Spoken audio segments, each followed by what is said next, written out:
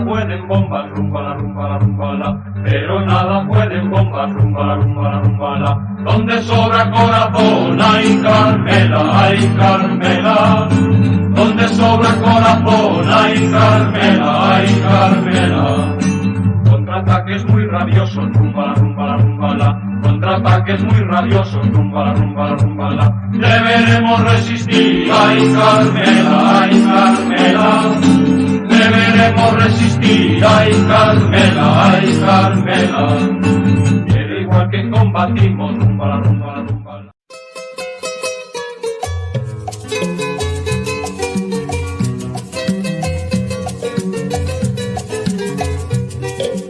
Vinieron los mercenarios por el único camino, la ensenada de cochinos, cochinos extraordinarios.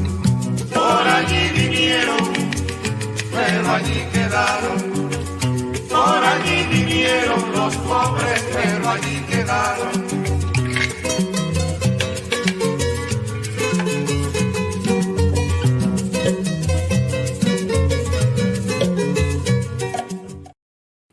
Olá, sejam bem-vindos e bem-vindas a mais este evento do 6º Salão do Livro Político, que ocorre de 24 de setembro a 3 de outubro de 2021.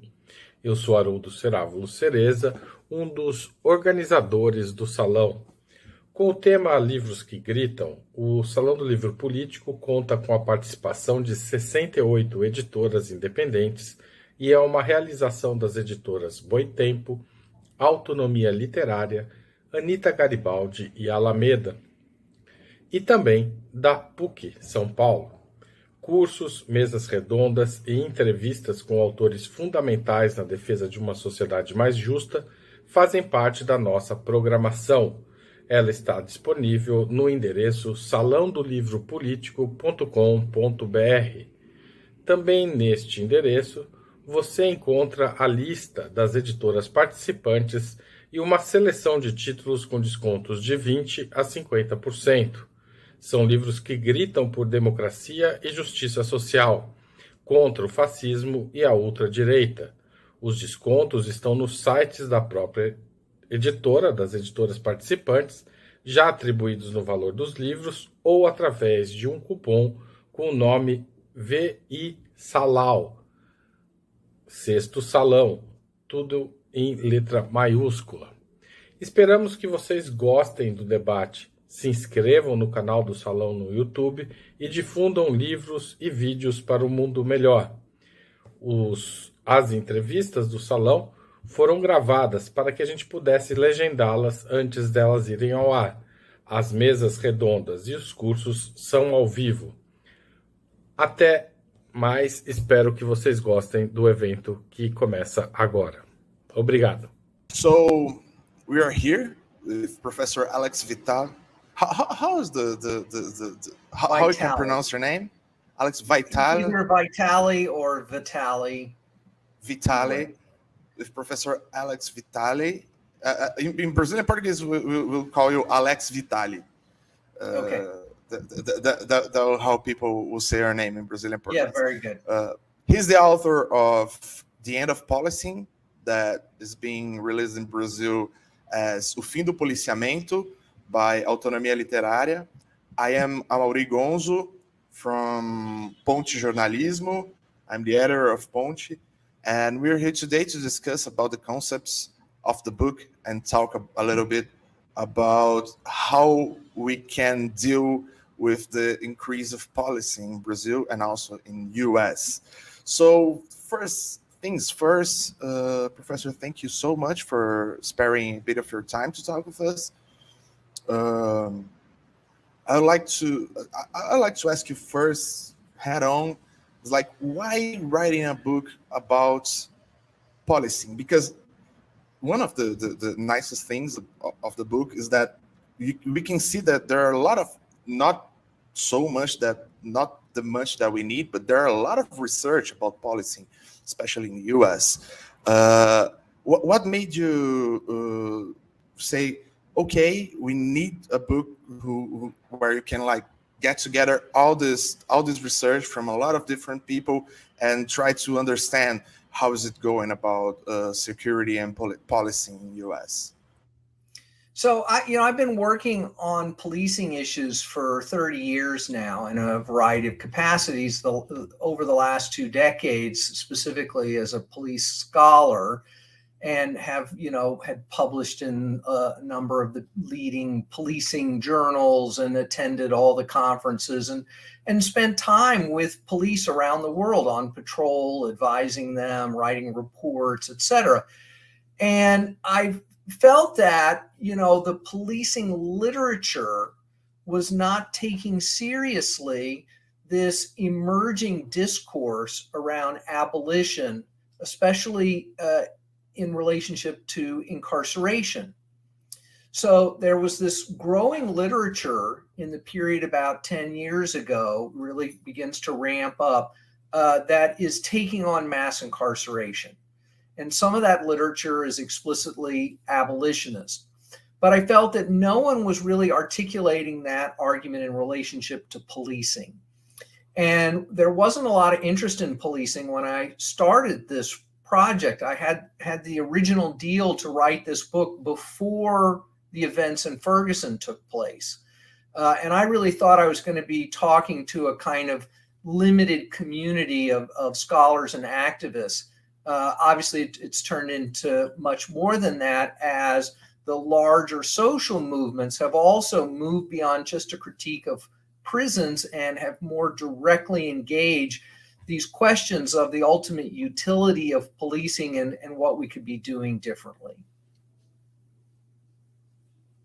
Perfect. That's very important. The book was pretty important in helping people to think about it, and the movement has grown since the releasing of the book and since the writing of the book, right? The book was very well received when it first came out, in 2018, but in late 2017. So I was already getting a lot of invitations to meet with folks who were doing organizing and also to discuss these ideas with other academics and policy folks. And so I knew that there was this movement that was emerging across the country. There'd always been a few people doing this work, but it was really expanding. And by the time George Floyd was killed in Minneapolis and we saw this explosion of protest, it wasn't really a surprise to me that the main demand of that movement was not, more body cameras or, throw a couple of cops in jail, but instead to shift funding out of policing and to take those functions up in other ways. And so that movement got a big boost summer last year, but it's continuing to build and to continue this kind of local organizing around budget priorities. Perfect, Alex. So let's talk a bit about the concepts. Was the police created to fight crime? What is the real function of police nowadays? Well, what do we mean by crime might be the first place to start. So my argument is that police are not so much created to fight crime, although that can be a byproduct of what they do. Their primary role is to produce a certain kind of social order maintenance or order production. And they do that through the management of resistance to systems of exploitation. So what we call crime are those behaviors that threaten existing social relations. And those relations are at core deeply unequal. So what we see is in the period about 200 years ago, around the world, modern policing is developed in relationship to the three primary mechanisms of exploitation and inequality at that time, which were colonialism, slavery, and mass industrialization. So whether it's the formation of the London Metropolitan Police in 1829, based on a model that was developed during the occupation of Ireland, or the creation of the first state police force in Pennsylvania to manage strikes in the coal and iron fields, which was modeled on the U.S. occupation of the Philippines, or the evolution of Southern police forces from slave patrols and the management of Jim Crow, we see that policing is primarily tasked with dealing with resistance and labeling that resistance crime, whether it's property theft, whether it's disorderly and disruptive behavior, whether it's interpersonal violence. If we understand those behaviors as emerging out of those systems of exploitation, then policing comes on the scene to address those problems through criminalization in ways that don't challenge those systems of exploitation. Perfect, Professor. And you talk about the concept of over policing. What does it mean? What do you mean when what we're talking about when we're talking about over policing? Well, that's a good question, which is a little difficult to answer because it begs the issue of like, well, what is the right amount of policing? And so this moment that we're having right now is really trying to figure out how we can reduce our reliance on policing in as many ways as possible. Now, one of the counter narratives that's emerged is this idea, well, the problem that many communities face is one of over policing and under policing at the same time.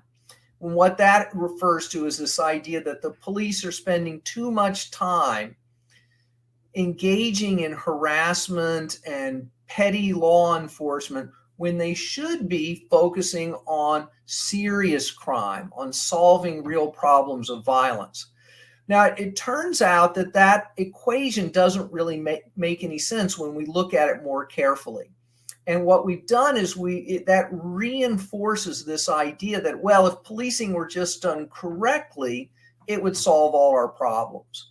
But what we see is that even when we tell police to just focus on serious crime, drug gangs, interpersonal shootings, the way they address those problems is through high levels of harassment and low-level enforcement and intervention into people's lives. They make a lot of street stops looking for guns. They make a lot of low-level arrests, hoping to press people for information. And so it's not really possible to find this perfect balance of under-policing and over-policing, in my view. And another reason this is true is because when we tell the police that they are the mechanism for addressing problems like violence and drug gangs, it is a recipe for escalation because that kind of policing ultimately does not work very well. And this leads to frustration among police and an escalation of tactics and rhetoric. And that's why invariably this kind of policing leads to abuse and corruption. And the solution to that is not to find this imaginary middle, it's to address our problems in other ways.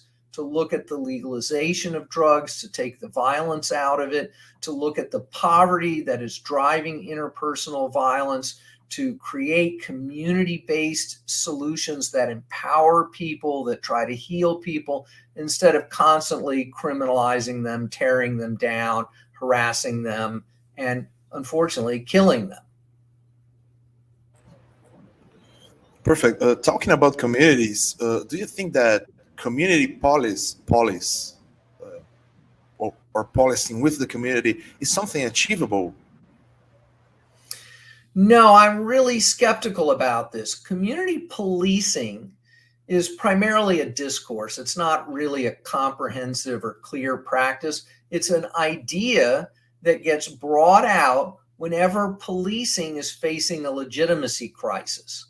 So whenever there is resistance to policing, whenever there are uprisings, protests, riots, all of a sudden the solution is not to get the police out of our lives and to heal our communities. No, the solution is community policing.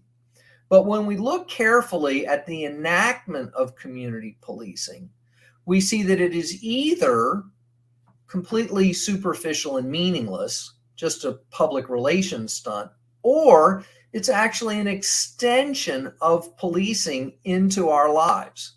It's used to collect information on people, but more importantly, it's there to establish a logic that says that the way we solve community problems is through policing. But that is in essence the problem, because what tools do police have ultimately to solve our community problems? Guns, tickets, handcuffs, violence. These are not the tools our communities need to solve their problems.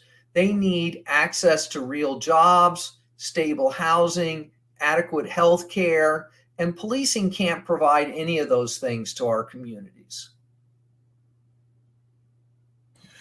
Perfect. Thank you so much. I think we're very in the same level of opinion about all this. It's very good to talk with, having the same experience with other people who are researching police in their own ground. So I want to talk a bit about Brazil and to ask about some things that we can learn about United States, because like now we have like policing management of schools in Brazil.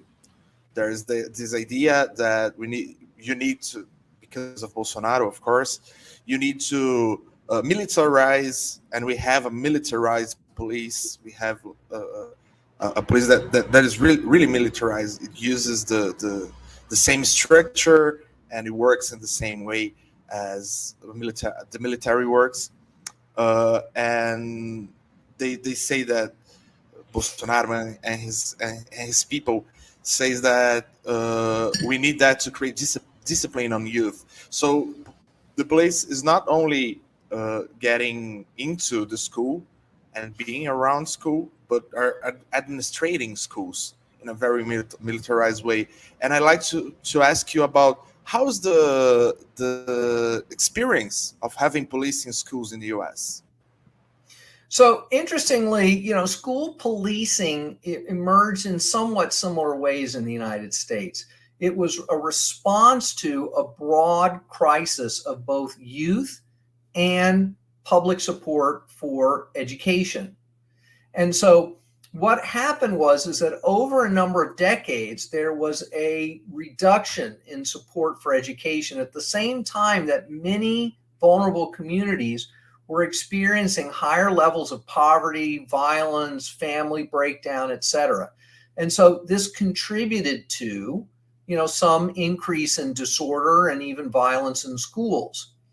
And the solution that was developed to this was not to restore after-school programs, hire more counselors, create family supports. The solution was to label those young people as morally deficient, out of control, super predators who would only respond to violence, coercion, and threats. And the goal became not to help those young people achieve academic success, to complete their educations. The goal became, how do we get them out of the educational environment so that we can help the other kids?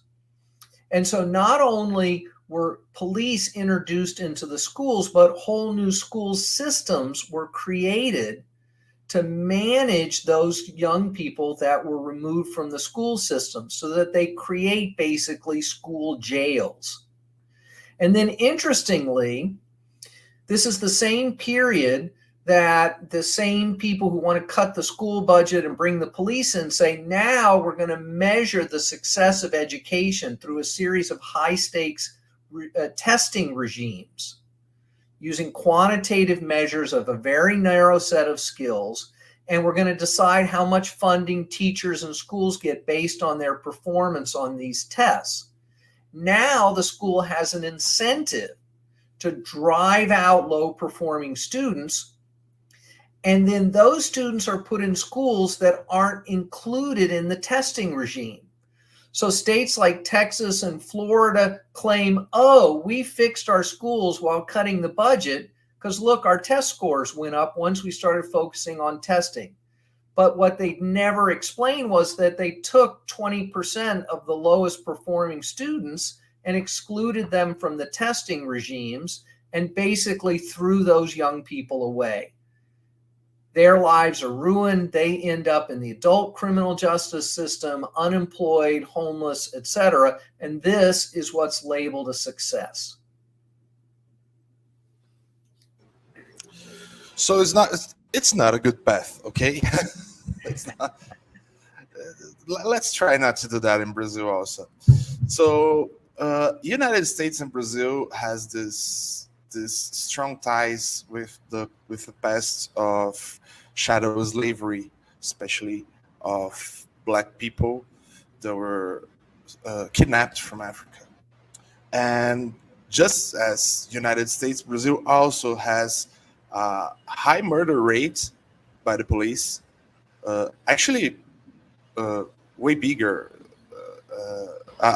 One thing that I was thinking reading your book is that how American police doesn't kill so much. I thought that they would be killing more because it's easy for them, just as it's easy for our police down here in Brazil. But do you think that the past, this complicated past of slavery, of lack of reparations, has some influence in how police are so violent in our continent? Yes, I think we have to understand these three factors, right, that lead to the production of modern policing. It's not just slavery for either the US or Brazil, it's also colonialism. So early police forces in the US and Brazil play a role in driving out indigenous populations, stealing their land and their resources, and suppressing their resistance.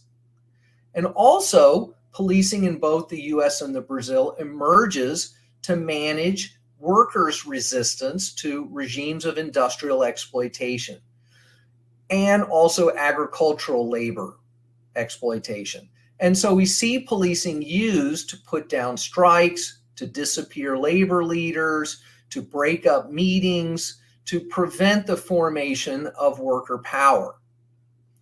And so these are the forming legacies of policing that continue to inform the basic function and nature of the institution. And then when policing proves to be deeply racially discriminatory and produce these racially discriminatory outcomes, we're told, oh, well, we're going to give the police some implicit bias training and we're going to hire a few black police officers and this will fix the problem. And this is a way of erasing this entire history and nature of the institution. And invariably, these superficial PR efforts are completely unsuccessful in changing policing in any meaningful way. Perfect.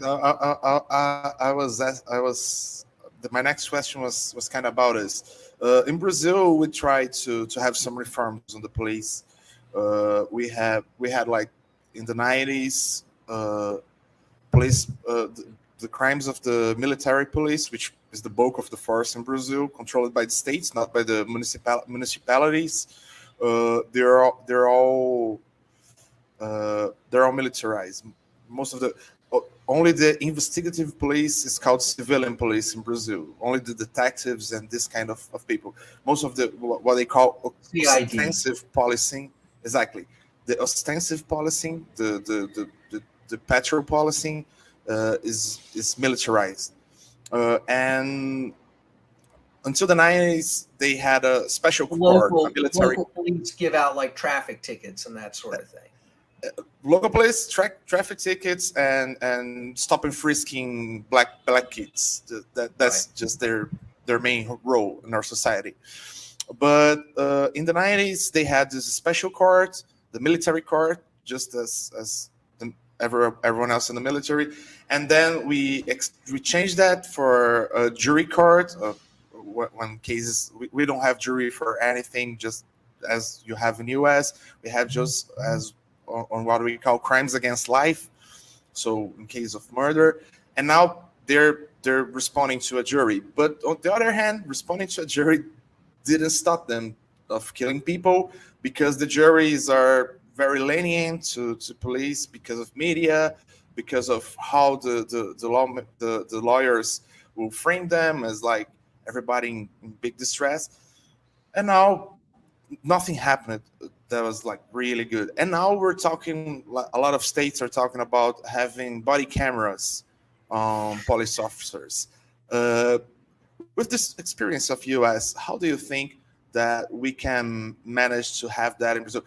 Do you think we can have some success with this body camera thing right now? No. But I'll say a bit more, which is that, look, at the very best, body cameras can only possibly be as successful as the mechanisms of accountability can make them. So in other words, just because there's footage does not change the reluctance of prosecutors, the reluctance of judges, the reluctance of juries, or the legal frameworks that police operate in, that are all incredibly permissive of police use of violence. So if we don't change these larger systems of accountability, the introduction of video evidence is unlikely to make any real difference. This is what we've seen in the US. We've seen a very small number of outrageous cases result in some, different outcomes possibly. But overall, when we do more controlled studies, we find that the body cameras have no meaningful effect on policing, because the police know that nothing is going to happen to them regardless of what the footage shows. Perfect. It's good to hear that, because there are a lot of people in Brazil who are very excited about body cams and think they're like flatten. The first month here in São Paulo, they're beginning to experiment with that, and there was a lower rate of police murders, but it was like pretty high last year, like really high. Like only in São Paulo, I think it was 400 people killed by the police in the month of April. I need to check that. I'll bring it later. But on the other hand, how can we? Of course, the street violence is not as complex in US as it is in Brazil or Mexico and other countries in Latin America. How can we talk about having less police in that kind of environment? Because it's complicated for politicians to come out and say, yeah, we want to defund the police in Brazil, because everybody will think, yeah, but like all these thugs with guns around, who's gonna fight them? Well, how's that working for you now?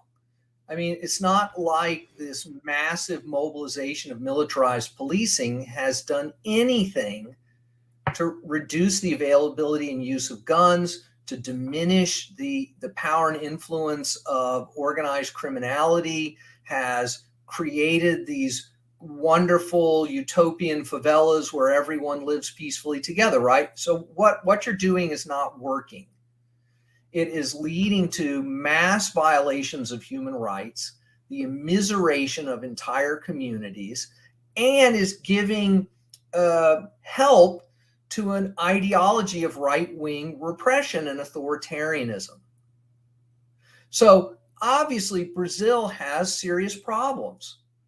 These problems are clearly tied to deep problems of inequality. You have huge numbers of people who are completely excluded from the formal economy, from stable housing, from access to basic government services. And this is where almost all of the serious, harmful behavior originates from.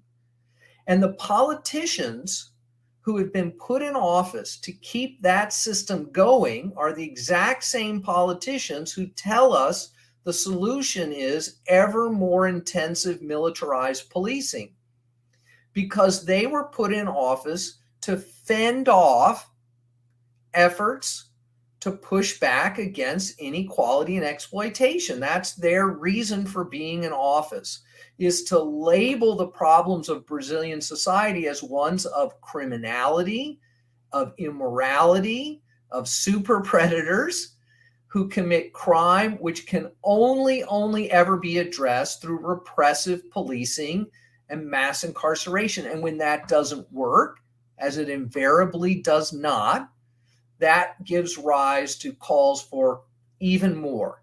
And at the extremes, informal death squads, extrajudicial killings, and all the rest, because the police have been told it's all on them. And yet the tools that they use don't work. And so when they fail, they go harder. Perfect. Thank you so much, Alex. It's very common.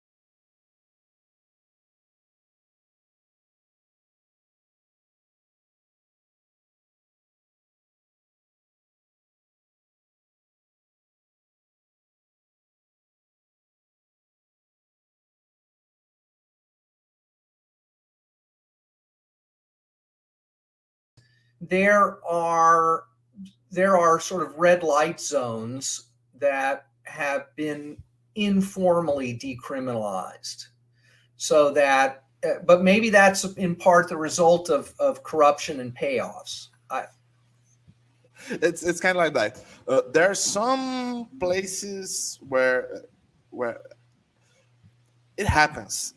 You have like places where they'll go to work, but these places, although they get the money of them, these are not legal. They have to bribe the cops. But the one of the biggest examples, there are two big examples, but I'll talk about one that I know personally because I went to do some research there. In Campinas, a city, 1 million people city, very from 100 kilometers of São Paulo, they created this red light district in the military dictatorship. The vice police, our own vice police then, we don't have vice police now, but our vice police then created this red light zone near a road because truckers will stop there. And I've been there, I think 5 years ago, to do some research for BBC, and it was actually dominated by drug dealers because they are doing all the stuff. So BBC wanted to go there and film, and we said, you don't have the money to bribe them. You need a lot of money to bribe them to go there and film, because all around are people from the drug. There are a lot of drug dealers around, Yeah. and they'll be looking for you. They'll maybe try to kidnap you if you're like being very much around. So it's a very complicated gray zone, and we have big problems in not regulating sex work in its whole extent. We tried to do that, but it didn't go on Congress. Well, what I say in the book is that we have to look at the models of decriminalization and legalization, and then we have to work with local communities to find the right balance. So for some parts of the industry, simple decriminalization would allow more independent contractors, so to speak, independent operators, would allow some sex workers to group together on their own behalf. But there would still be the threat of organized criminality and even trafficking. And so there needs to be some oversight. But it should be almost treated like a labor rights issue, right? It's not really a crime issue. It's people, just as if there were forced labor in sugarcane fields, right? That should be handled as a labor rights issue. People should have the right to organize, to file a complaint, to have an intervention from the public, the attorney general's office or whatever, the public prosecutor's office, to resolve those problems. But clearly, in either of those models, taking the police as we normally think of them out of the equation is a big plus. Oh yeah. No, that helps, but that's complicated. Just two last questions for us to finish. How can we talk about having less police when there are poor communities asking for more police? Mm-hmm. What do we need, and how do we need to talk about our own communities, or surroundings, or communities in struggle, about the importance of having less policing? Right. So there's a couple of ways we need to think about this. First is, communities have real problems. There is violence. There's interpersonal harm. There is property theft. There is disorderly, disruptive, threatening behavior. And communities have a right to demand that those problems be addressed. But policing is not the only possible tool that we can imagine or have seen be effective at addressing those things. But part of the problem is, and this is the second part of the way of thinking about this, is that for generations now, people have been told the only tool they can have to address those community problems is armed police. And so what's required in this moment is community organizing, mobilization that works with communities to unleash all those other ideas that people have about how to make their community a better, safer, healthier place to live in. And it turns out when communities are given an opportunity to ask for what they really want, they have a very long list of very clear demands, and policing ends up being pretty low down on the list. They want decent schools for their kids. They want decent housing for their families. They want stable income so they don't live in desperate poverty, And they have ideas about how to address the violence and the property crimes that they're subjected to.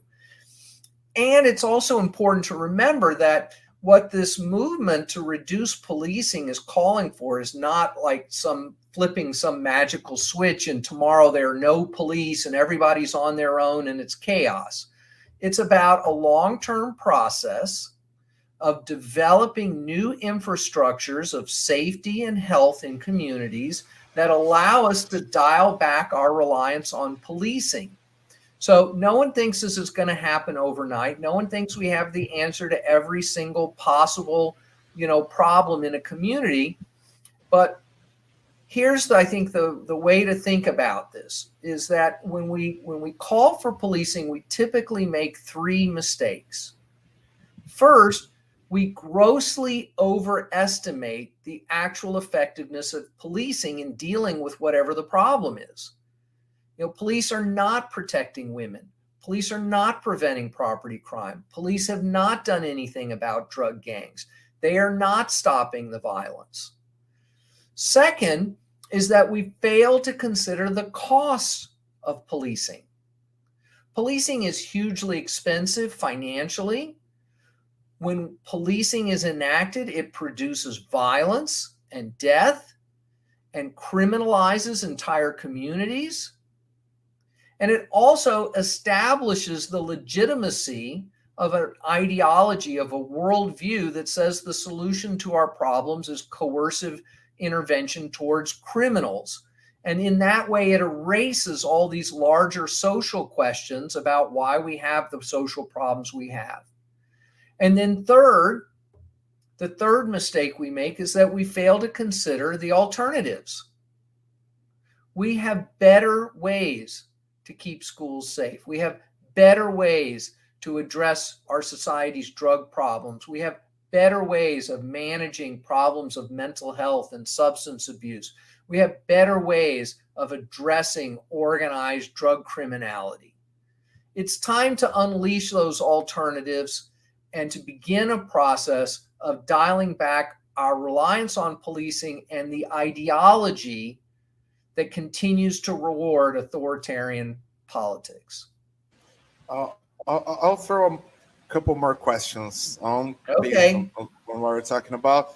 That's a good closing, though. No, we can That was a edit good that, closing. right?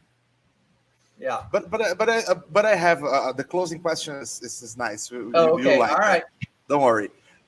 First is we have our own variety of cop shows in Brazil. We have like the ones with like big chases and shit, but you also have like we also have like very common policing who are very.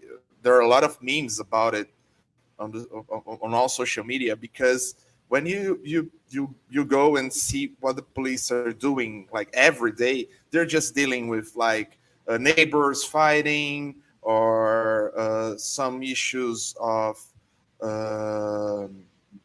social problems, issues of domestic abuse, and issues of mental health.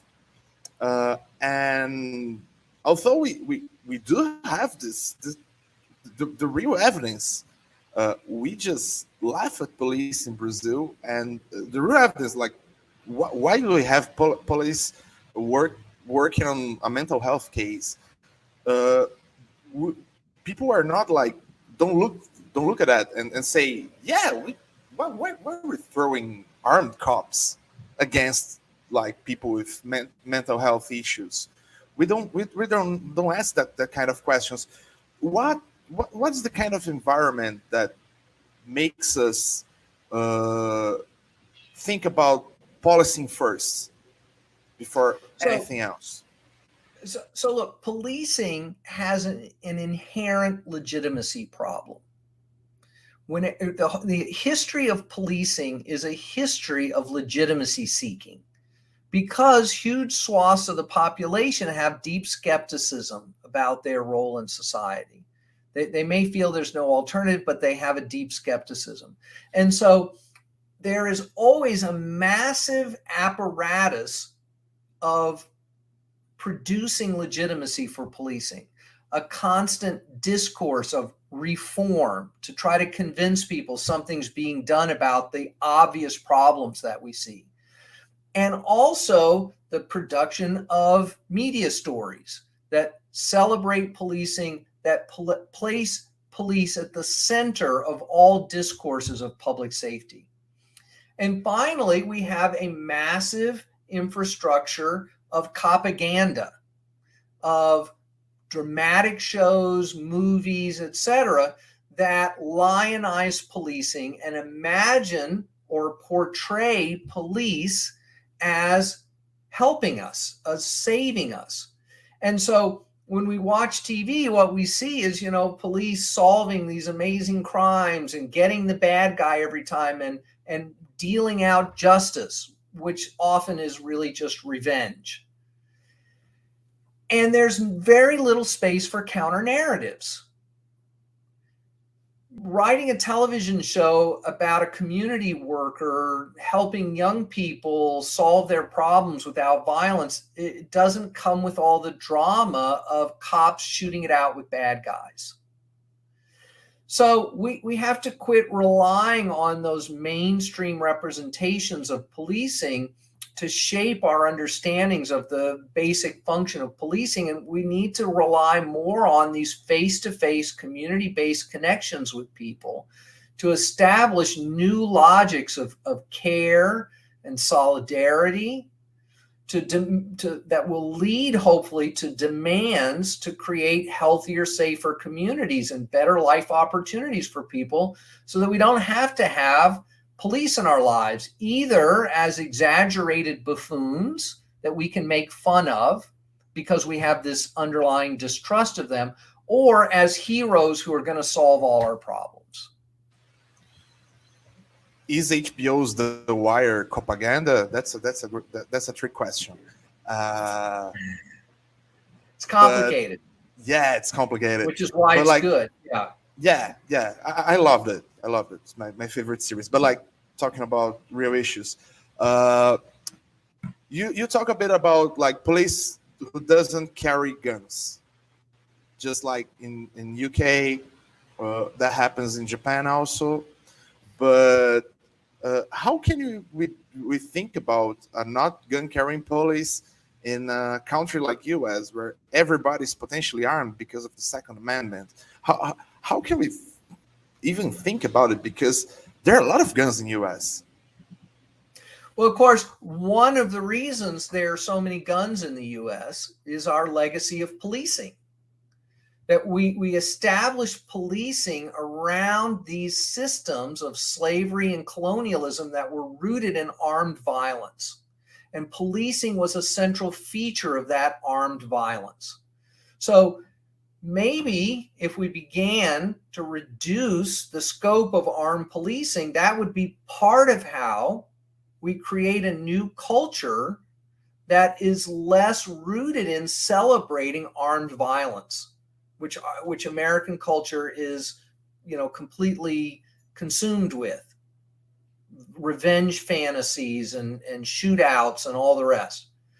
But I think more practically, what I'm talking about is not necessarily going and taking guns away from uniformed police. What I'm interested in is taking functions away from policing and turning them over to civilians. We don't need armed police to take traffic collision reports. We don't need armed police to take burglary reports. We should not have armed police in our schools. We should not be using armed police to manage our society's drug problems. We should not be sending armed police to manage someone having a mental health crisis.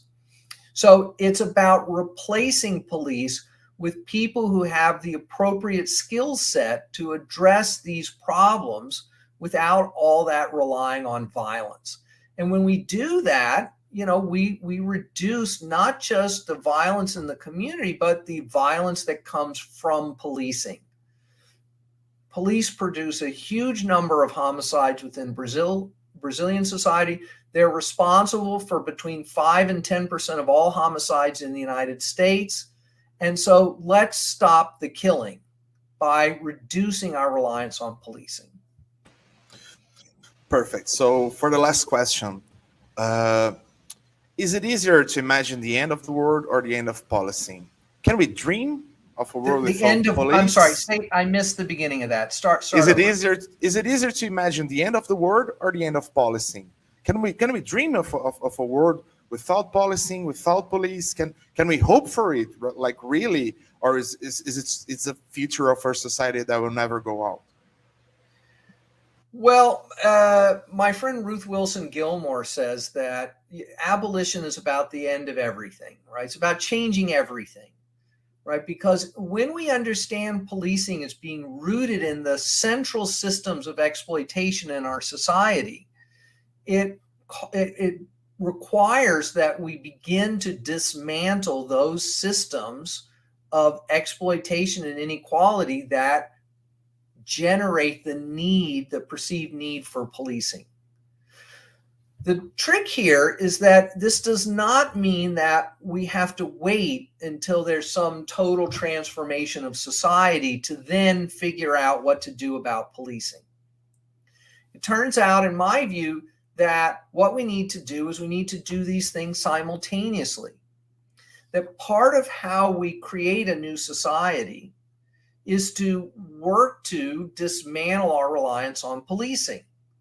In part because policing has always been the central tool that has been used to attack our movements, to prevent the formation of alternative logics, to reduce the exploitation. So we're never going to have broad social transformation if we don't simultaneously push back against policing and the ideology that supports it. Perfect. Thank you so much, Alex. That was a lot of perfect. I hope it was good. No, it was great. I liked the interview very much. I hope everybody who's watching us, if you want to grab, now you have like End of Policy, O Fim do Policiamento, right now at Editora Autonomia Literária. So now we can read about it and discuss that about that in Brazil. Thank you so much for your time, Alex. Hope to see you in Brazil soon for us to discuss it in a more broader aspect and maybe do some research around here, and we can compare some notes about how is it going, the fight against policing in our countries. I'd like that very much. Obrigado.